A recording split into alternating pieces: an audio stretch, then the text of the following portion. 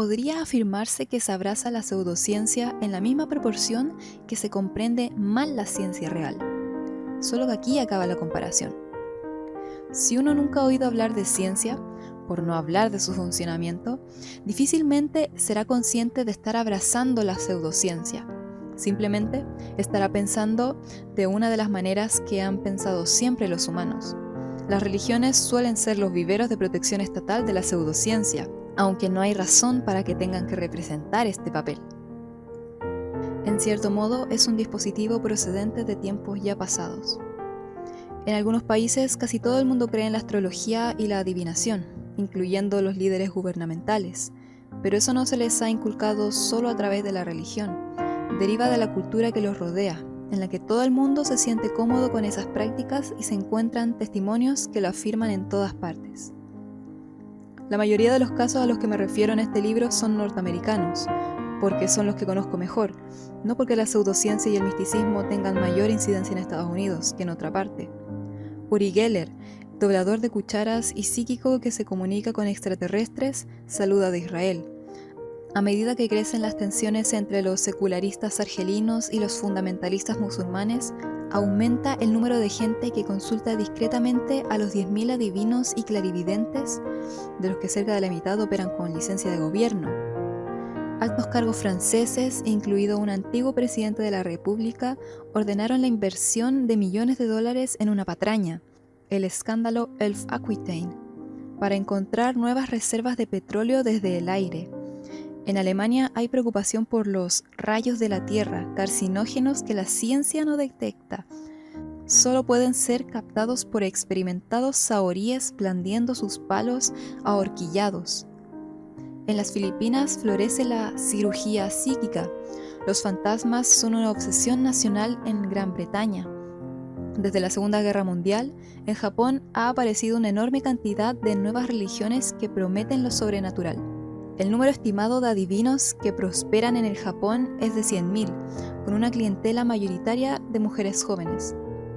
Aum Shirikyo, una secta que se supone implicada en la fuga de gas nervioso sarin en el metro de Tokio en marzo de 1995, encuentra entre sus principales dogmas con la levitación, la curación por la fe y la percepción extrasensorial. Los seguidores bebían, a un alto precio, el agua del estanque milagroso del baño de Asahara, su líder. En Tailandia se tratan enfermedades con pastillas fabricadas con escrituras sagradas pulverizadas.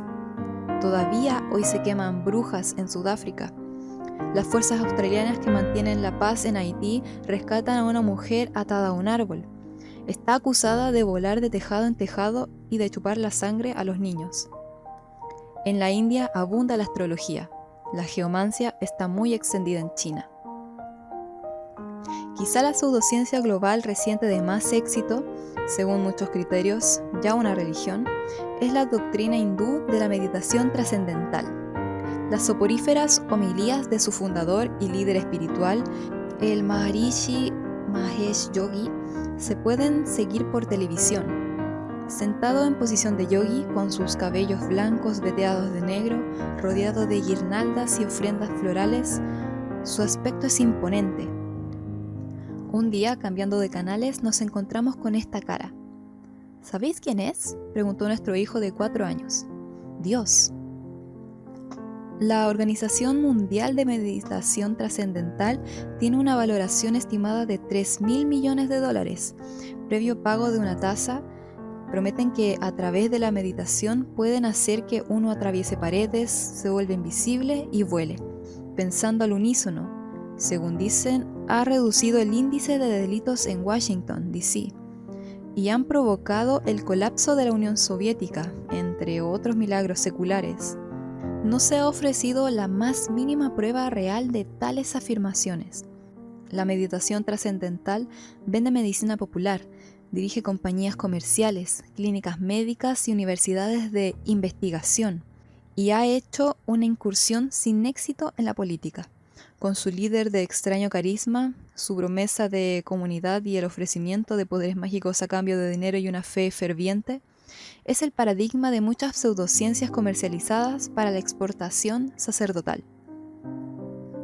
Cada vez que se renuncia a los controles civiles y a la educación científica, se produce otro pequeño tirón de la pseudociencia. Lev Trotsky lo describió refiriéndose a Alemania en vísperas de la toma de poder por parte de Hitler, pero la descripción podría haberse aplicado igualmente a la Unión Soviética de 1933. No solo en las casas de los campesinos, sino también en los rascacielos de la ciudad, junto al siglo XX convive el 13. 100 millones de personas usan la electricidad y creen todavía en los poderes mágicos de los signos y exorcismos. Las estrellas de cine acuden a mediums. Los aviadores que pilotan milagrosos mecanismos creados por el genio del hombre llevan amuletos en la chaqueta. Qué inagotable reserva de oscuridad, ignorancia y salvajismo poseen. Rusia es un caso instructivo. En la época de los zares se estimulaba la superstición religiosa, pero se suprimió sin contemplaciones el pensamiento científico y escéptico, solo permitido a unos cuantos científicos adiestrados. Con el comunismo se suprimieron sistemáticamente la religión y la pseudociencia, excepto la superstición de la religión ideológica estatal. Se presentaba como científica, pero estaba tan lejos de este ideal como el culto misterioso menos provisto de la autocrítica. Se consideraba un peligro el pensamiento crítico, excepto por parte de los científicos en compartimentos de conocimiento herméticamente aislado. No se enseñaba en las escuelas y se castigaba cuando alguien lo expresaba. Como resultado, con el postcomunismo, muchos rusos contemplan la ciencia con sospecha. Al levantar la tapa, como ocurrió con los virulentos odios étnicos, salió a la superficie lo que hasta entonces había estado hirviendo por debajo de ella. Ahora toda la zona está inundada de ovnis, poltergeist, sanadores, curanderos, aguas mágicas y antiguas supersticiones. Un asombroso declive de la expectativa de vida y el aumento de la mortalidad infantil, las violentas epidemias de enfermedades, las condiciones sanitarias por debajo del mínimo y la ignorancia de la medicina preventiva se unen para elevar el umbral a partir del cual se dispara el escepticismo de una población cada vez más desesperada. En el momento de escribir estas líneas, el miembro más popular y más votado de la Duma, un importante defensor del ultranacionalista Vladimir Zhirinovsky, es un tal Anatoly Kashprivotsky, un curandero que, a distancia, con la luz deslumbrante de su rostro en la pantalla del televisor, cura enfermedades que van desde una hernia hasta el SIDA. Su cara pone en funcionamiento relojes estropeados. Existe una situación más o menos análoga en China. Después de la muerte de Mao Zedong y la gradual emergencia de una economía de mercado, aparecieron los ovnis, la canalización y otros ejemplos de pseudociencia occidental, junto con prácticas chinas tan antiguas como la adoración de los ancestros, la astrología y las adivinaciones, especialmente la versión que consiste en arrojar unas ramitas de milenrama y examinar los viejos hexagramas de Li Ching. El periódico del gobierno lamentaba que la superstición de la ideología feudal cobre nueva vida en nuestro país. Era, y sigue siendo, un mal principalmente rural, no urbano. Los individuos con poderes especiales atraían a gran número de seguidores. Según decían, podían proyectar chi, el campo de energía del universo, desde su cuerpo para cambiar la estructura molecular de un producto químico a 2000 kilómetros de distancia, comunicarse con extraterrestres, curar enfermedades. Algunos pacientes murieron bajo los cuidados de uno de esos maestros de Qigong, que fue arrestado y condenado en 1993. Wang Hongchong, un aficionado a la química, afirmaba haber sintetizado un líquido que, si se añadía al agua en pequeñas cantidades, la convertiría en gasolina o un equivalente. Durante un tiempo recibió fondos del ejército y la policía secreta, pero cuando se constató que su invento era una patraña, fue arrestado y encarcelado. Naturalmente, se propagó la historia de que su desgracia no era producto del fraude, sino de su negativa a revelar la fórmula secreta al gobierno. En Norteamérica han circulado historias similares durante décadas, normalmente con la sustitución del papel del gobierno por el de una compañía petrolera o automovilística importante. Se está llevando a los rinocerontes asiáticos a la extinción porque dicen que sus cuernos pulverizados previenen la impotencia. El mercado abarca todo el este de Asia. El gobierno de China y el Partido Comunista Chino estaban alarmados por estas tendencias. El 5 de diciembre de 1994 emitieron una declaración conjunta que decía, entre otras cosas, se ha debilitado la educación pública en temas científicos en años recientes. Al mismo tiempo han ido creciendo actividades de superstición e ignorancia y se han hecho frecuentes los casos de anticiencia y pseudociencia. En consecuencia, se deben aplicar medidas eficaces lo antes posible para fortalecer la educación pública en la ciencia. El nivel de educación pública en ciencia y la tecnología es una señal importante del logro científico nacional. Es un asunto de la mayor importancia en el desarrollo económico, avance científico y progreso de la sociedad. Debemos prestar atención y potenciar esta educación pública como parte de la estrategia de modernización de nuestro país socialista para conseguir una nación poderosa y próspera. La ignorancia, como la pobreza, nunca es socialista. Así pues, la pseudociencia en Estados Unidos es parte de una tendencia global. Sus causas, peligros, diagnóstico y tratamiento son iguales en todas partes. Aquí, los psíquicos venden sus servicios en largos anuncios de televisión con el respaldo personal de los presentadores. Tienen su canal propio, el Psychic Friends Network, con 1 millón de abonados anuales que lo usan como guía en su vida cotidiana.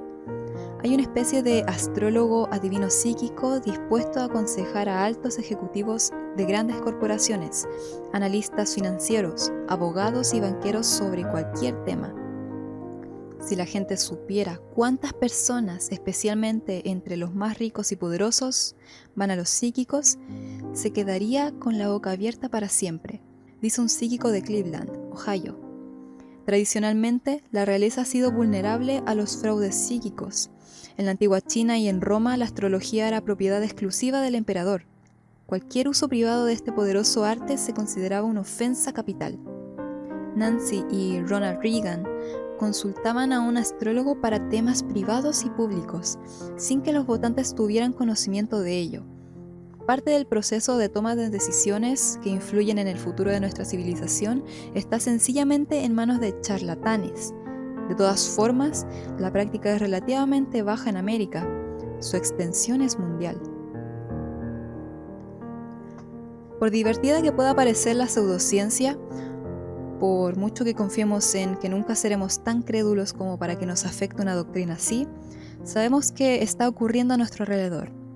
La meditación trascendental y Aum Shinrikyo parecen haber atraído a gran número de personas competentes, algunas con títulos avanzados en física o ingeniería. No son doctrinas para mentecatos. Hay algo más. Más aún, nadie que esté interesado en lo que son las religiones y cómo empiezan puede ignorarlas. Aunque parece que se alzan amplias barreras entre una opinión local pseudocientífica y algo así como una religión mundial, los tabiques de separación son muy delgados. El mundo nos presenta problemas casi insuperables, se ofrece una amplia variedad de soluciones, algunas de visión mundial muy limitada, otras de un alcance portentoso. En la habitual selección natural darwiniana de las doctrinas, algunas resisten durante un tiempo, mientras la mayoría se desvanecen rápidamente. Pero unas pocas, a veces como ha mostrado la historia, las más descuidadas y menos atractivas entre ellas, pueden tener el poder de cambiar profundamente la historia del mundo. El continuum que va de la ciencia mal practicada, la pseudociencia y la superstición, antigua y de la nueva era, hasta la respetable religión basada en la revelación es confuso. Intento no utilizar la palabra culto en este libro en el sentido habitual de una religión que desagrada al que habla. Solo pretendo llegar a la piedra angular del conocimiento. ¿Saben realmente lo que afirman saber? Todo el mundo, por lo visto, tiene una opinión relevante. En algunos pasajes de este libro me mostraré crítico con los excesos de la teología, porque en los extremos es difícil distinguir la pseudociencia de la religión rígida y doctrinaria. Sin embargo, quiero reconocer de entrada la diversidad y complejidad prodigiosa del pensamiento y práctica religiosa a lo largo de los siglos, el crecimiento de la religión liberal y de la comunidad ecuménica en el último siglo y el hecho de que, como en la Reforma Protestante, el ascenso del judaísmo de la Reforma, el Vaticano II y el llamado alto criticismo de la Biblia, la religión ha luchado con distintos niveles de éxito contra sus propios excesos. Pero igual que muchos científicos parecen reacios a debatir o incluso comentar públicamente la pseudociencia, muchos defensores de las religiones principales se resisten a enfrentarse a conservadores ultras y fundamentalistas. Y si se mantiene la tendencia, a la larga el campo es suyo. Pueden ganar el debate por incomparecencia del contrario. Un líder religioso me escribe sobre su anhelo de integridad disciplinada en la religión. Nos hemos vuelto demasiado sentimentales. La devoción extrema y la psicología barata por un lado, y la arrogancia e intolerancia dogmática por el otro. Distorsionan la auténtica vida religiosa hasta hacerla irreconocible. A veces casi rozo la desesperación, pero también vivo con tenacidad y siempre con esperanza. La religión sincera, más familiar que sus críticos con las distorsiones y absurdidades perpetradas en su nombre, tiene un interés activo en alentar un escepticismo saludable para sus propósitos. Existe la posibilidad de que la religión y la ciencia forjen una relación poderosa contra la pseudociencia. Por extraño que parezca, creo que pronto se unirán para oponerse a la pseudoreligión. La pseudociencia es distinta a la ciencia errónea. La ciencia avanza con los errores y los va eliminando uno a uno. Se llega continuamente a conclusiones falsas, pero se formulan hipotéticamente. Se plantean hipótesis de modo que puedan refutarse. Se confronta una sucesión de hipótesis alternativas mediante experimento y observación. La ciencia anda a tientas y titubeando hacia una mayor comprensión. Desde luego, cuando se descarta una hipótesis científica, se ven afectados los sentimientos de propiedad, pero se reconoce que este tipo de refutación es el elemento central de la empresa científica. La pseudociencia es justo lo contrario. Las hipótesis suelen formularse precisamente de modo que sean invulnerables a cualquier experimento que ofrezca una posibilidad de refutación, por lo que en principio no pueden ser invalidadas. Los practicantes se muestran cautos y a la defensiva, se oponen al escrutinio escéptico. Cuando las hipótesis de los pseudocientíficos no consigue cuajar entre los científicos, se alegan conspiraciones para suprimirla. La capacidad motora en la gente sana es casi perfecta. Raramente tropezamos o caemos, excepto de pequeños o en la vejez. Aprendemos tareas como montar en bicicleta, patinar, saltar a la comba o conducir un coche y conservamos este dominio para toda la vida. Aunque estemos una década sin practicarlo, no nos cuesta ningún esfuerzo recuperarlo. La precisión y retención de nuestras habilidades motoras, sin embargo, nos da un falso sentido de confianza en nuestros otros talentos. Nuestras percepciones son falibles. A veces vemos lo que no existe. Somos víctimas de ilusiones ópticas. En ocasiones alucinamos. Tendemos a cometer errores. Un libro francamente ilustrativo titulado ¿Cómo sabemos que no es así? La falibilidad de la razón humana en la vida cotidiana, de Thomas Gilovich, muestra cómo la gente hierra sistemáticamente en la comprensión de números, cómo rechaza las pruebas desagradables, cómo le influyen las opiniones de otros. Somos buenos en algunas cosas, pero no en todo. La sabiduría radica en comprender nuestras limitaciones. Porque el hombre es una criatura atolondrada, nos enseña William Shakespeare. Aquí es donde entra el puntilloso rigor escéptico de la ciencia. Quizá la distinción más clara entre la ciencia y pseudociencia es que la primera tiene una apreciación mucho más comprensiva de las imperfecciones humanas y la falibilidad de la pseudociencia, o relación inequívoca. Si nos negamos categóricamente a reconocer que somos susceptibles de cometer un error, podemos estar seguros de que el error, incluso un error grave, una equivocación profunda, nos acompañará siempre. Pero si somos capaces de evaluarnos con un poco de coraje, por muy lamentables que sean las reflexiones que podamos engendrar, nuestras posibilidades mejoran enormemente. Si nos limitamos a mostrar los descubrimientos y productos de la ciencia, no importa lo útiles y hasta inspiradores que puedan ser, sin comunicar su método crítico, ¿cómo puede distinguir el ciudadano medio entre ciencia y pseudociencia? Ambas se presentan como afirmación sin fundamento. En Rusia y China solía ser fácil. La ciencia autorizada era la que enseñaban las autoridades. La distinción entre ciencia y pseudociencia se hacía a medida. No hacía falta explicar las dudas, pero en cuanto se produjeron cambios políticos profundos y se liberaron las restricciones del libre pensamiento, hubo una serie de afirmaciones seguras o carismáticas, especialmente las que nos decían lo que queríamos oír, que consiguieron muchos seguidores. Cualquier idea, por improbable que fuera, conseguía autoridad.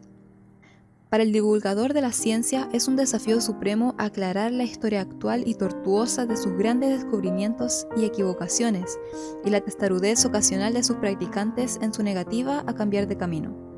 Muchos, quizá la mayoría de los libros de texto de ciencias para científicos en ciernes, lo abordan con ligereza. Es mucho más fácil presentar de modo atractivo la sabiduría destilada durante siglos de interrogación paciente y colectiva sobre la naturaleza que detallar el complicado aparato de destilación. El método, aunque sea indigesto y espeso, es mucho más importante que los descubrimientos de la ciencia.